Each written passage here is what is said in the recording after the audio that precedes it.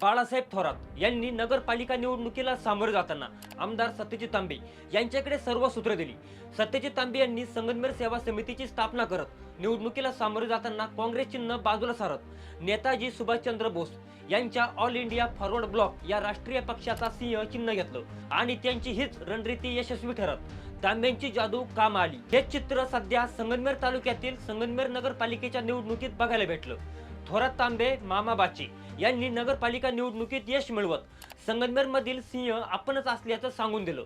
विधानसभा निवडणुकीत बाळासाहेब थोरातांना पराभवाचा धक्का बसल्यानंतर ही पहिलीच निवडणूक होती आणि याच नगराध्यक्ष पदाच्या निवडणुकीत संगमनेर सेवा समितीकडून आमदार सत्यजित तांबे यांच्या पत्नी मैथिली तांबे तर विरोधी शिवसेना महायुतीकडून संगमनेर तालुक्यातील विद्यमान आमदार अमोल खताळ यांच्या वहिनी सुवर्णा खताळ यांच्यात थेट लढत रंगली होती।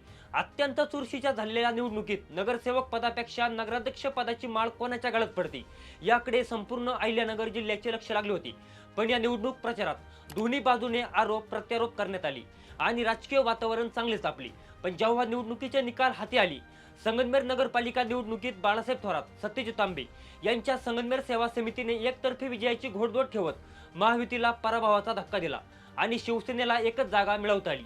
नगराध्यक्ष पदासाठी मैथिली तांबे यांना 28,397 मते मिळाली तर महायुतीच्या सुवर्ण खताळ यांना 11,989 मते पडली। संगमनेर नगरपालिका निवडणुकीच्या मतमोजणीच्या पहिल्या कालामध्ये 30 जागांपैकी संगमनेर सेवा समितीचे 22 उमेदवार विजयी झाले होते। नगराध्यक्ष पदाच्या उमेदवार मैथिली तांबे या 10,000 मतांनी आघाडीवर होत्या। त्यामुळे ही निवडणूक संगमनेर सेवा समिती एकतर्फी मारेल असे चित्र दिसत होते। पण मतमोजणीच्या शेवटच्या टप्प्याकडे येत असताना महायुतीमधील एकनाथ शिंदे यांच्या शिवसेनेचा एक उमेदवार साक्षी विनोद सूर्यवंशी या विजयी झाल्या। तोपर्यंत संगमनेर सेवा समितीचे 27 उमेदवार विजयी झाले होते। 2 अपक्ष उमेदवार निवडून आले होते, त्यामध्ये योगेश जाजू आणि शेख दिलशाद हे दोन्ही अपक्ष उमेदवार देखील थोरात तांबे यांना मानणारे आहेत। त्यामुळे ते पुन्हा थोरात तांबे यांच्या संगमनेर सेवा समितीमध्ये जाऊ शकतात। याच निवडणुकीत काका पुतण्या लढत बघायला भेटली तर या काका पुतण्यात कोण जिंकणार याची सर्व संगमनेर तालुक्याला उत्सुकता लागली होती।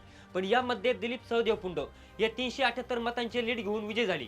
या विजयानंतर दिलीप सहदेव पुंड यांचे चिरंजीव मनोज पुंड हे माध्यमांसमोर प्रतिक्रिया देताना भावुक झाल्याचं बघायला भेटलं।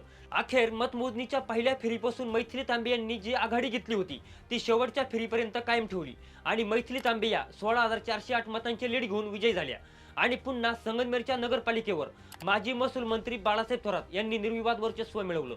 ही निवडणूक केवळ नगरपालिकेपुरती मर्यादित न राहता तांबे थोरात विरुद्ध खताळ विखे अशा 2 प्रभावी राजकीय घराण्यातील अस्तित्वाची लढाई होती